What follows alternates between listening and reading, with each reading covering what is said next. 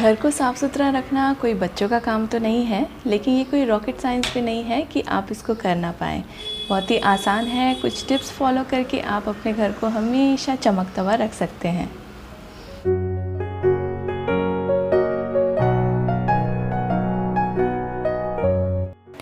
Dining table हम ऊपर से डेली डस्टिंग करते हैं और जो उसके नीचे का फ्लोर होता है वो भी हम डेली मॉपिंग करते हैं। लेकिन अगर आपको असली गंदगी देखना है तो आप अपने डाइनिंग टेबल के नीचे इस तरह से जाकर देखिए। यहाँ पे बहुत सारा गंदगी रहती है और मकड़ी के जाले भी आपको बहुत सारे मिल जाएंगे। एक बार चेक करके ज़रूर देखिएगा और आप भी मुझसे एग्री करेंगे, I am sure. Dining table का जो ये एरिया है इसको डेली सफाई की ज़रूरत नहीं, लेकिन जब भी आपके पास थोड़ा सा फ्री टाइम हो आप इस एरिया को क्लीन ज़रूर करके रखें।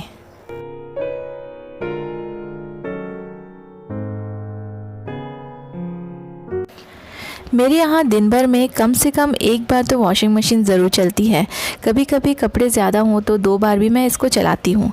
कपड़े तो साफ़ हो जाते हैं, लेकिन वॉशिंग मशीन को भी टाइम टू टाइम क्लीनिंग की ज़रूरत पड़ती है। जैसे ये डिटर्जेंट बॉक्स और ये पूरा सरफेस, उसके अंदर बाहर सभी जगह कितना गंदा है। इसे भी अगर आप क्लीन करने का टाइम निकाल सकें तो इससे आपकी वॉशिंग मशीन भी मेंटेन रहेगी। और इसको आप बस एक बार क्लीन कर देंगे तो काफ़ी दिनों तक आपको इसको देखने की ज़रूरत नहीं है और इसमें आपका ज़्यादा टाइम भी बिल्कुल नहीं जाएगा। मशीन के ड्रम को क्लीन करने का ऑप्शन आजकल हर वॉशिंग मशीन में आता है, तो ड्रम क्लीन करने के लिए आप उसे यूज़ कर सकते हैं।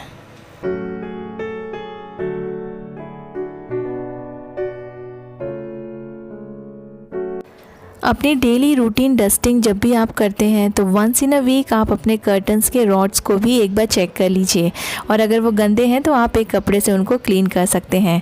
तो हमारे कर्टन रॉड्स हमेशा क्लीन लगेंगे और उनमें डस्ट की परत कभी नहीं जमेगी। क्योंकि हमारी जो विंडोज़ रहती है वो मोस्टली हम ओपन रखते हैं, तो ये सभी ऐसी जगह है जहाँ पे डस्ट सबसे ज़्यादा जमता है। ये आपको दूर से नहीं दिखेगा, लेकिन अगर आप टाइम टू टाइम अपने कर्टन रॉड्स को क्लीन रखेंगे तो आपका घर हमेशा हर जगह से क्लीन रहेगा।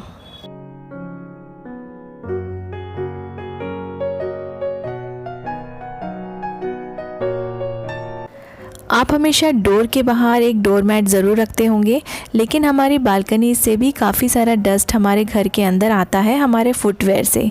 जितने बार हम बालकनी में जाते हैं कुछ ना कुछ डस्ट घर के अंदर आता है। उसके लिए आप अपनी बालकनी में एक डोर मैट ज़रूर रखिए बाहर की तरफ और एक अंदर की तरफ भी रखिए। और जब भी आप बालकनी से अंदर आएँ दोनों मैट्स में आप अपने स्लीपर वाइप करते हुए आएँ। इससे आपका जो फ्लोर है वो बार बार गंदा नहीं होगा।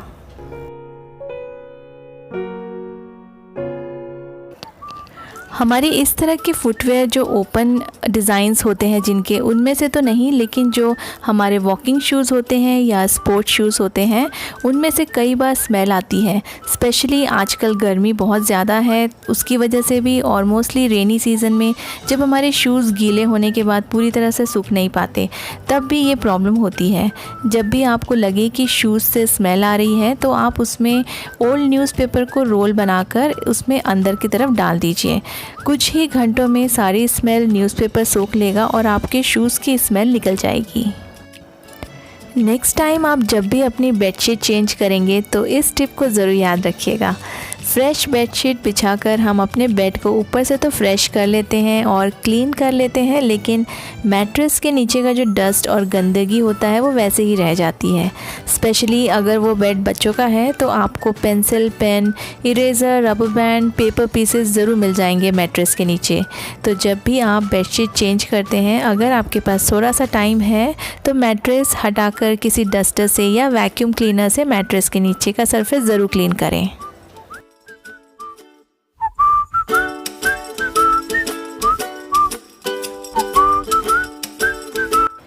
मेरी ये टिप भी बेड से ही रिलेटेड है। अगर आपका भी बेड स्टोरेज बॉक्स के साथ नहीं है, यानी कि नीचे से ओपन है, तो इस चीज़ का आप भी फ़ायदा उठाइए।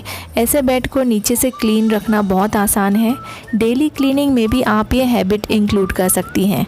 बेड के नीचे अगर आप डेली ब्रूमिंग और मॉपिंग करेंगे तो कभी भी ज़्यादा गंदा नहीं होगा, क्योंकि कभी कभी ये एरिया जब हम क्लीन करते हैं तो उसमें हमें ज़्यादा टाइम और एफ़र्ट लगाना पड़ता है, जबकि बेड के नीचे का एरिया डेली क्लीन होने से आप अपनी एनर्जी और टाइम दोनों सेव कर पाएंगे। और इसको क्लीन करना भी बहुत आसान है, क्योंकि इस तरह के मॉप्स हम सबके घर में होते हैं और इनसे अंडर बेड क्लीनिंग बिल्कुल ईजीली हो जाती है।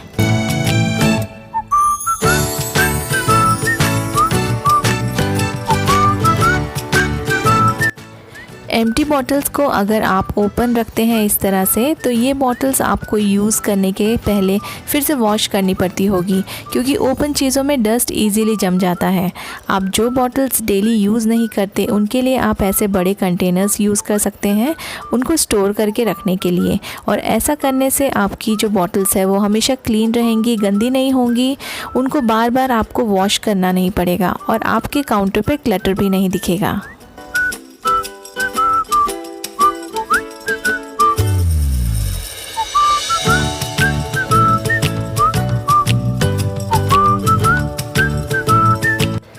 छोटे किचन में ज़्यादा स्पेस नहीं होने के कारण हम कई सारे कंटेनर्स और जार्स को काउंटर पे ही रखते हैं, लेकिन इतने सारे कंटेनर्स को डेली वाइप करना या क्लीन करना पॉसिबल नहीं है।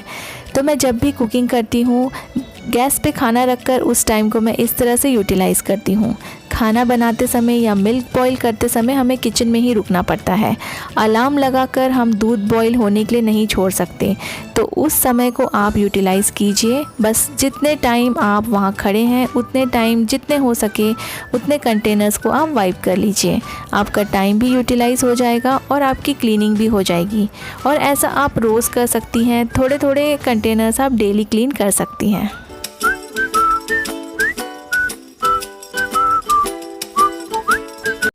काउंटर्स के साथ साथ हम अवन या माइक्रोवेव का जो टॉप पोर्शन यूज़ करते हैं काफ़ी सारा सामान रखने के लिए, और ओपनली रखने की वजह से ये सभी चीज़ें बहुत जल्दी गंदी हो जाती हैं। टाइम टू टाइम आप इन ओपन रखे हुए सामान को क्लीन करेंगे तो ये बहुत ज़्यादा गंदे नहीं होंगे। ये सभी क्लीनिंग करने के लिए मैं कभी भी फेस्टिवल्स का वेट नहीं करती।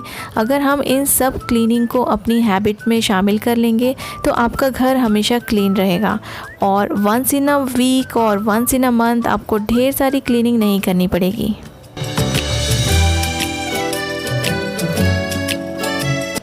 आई होप आपको ये क्लीनिंग टिप्स पसंद आई होंगी। अगर आप न्यू हैं मेरे चैनल पर तो do subscribe my channel and keep watching.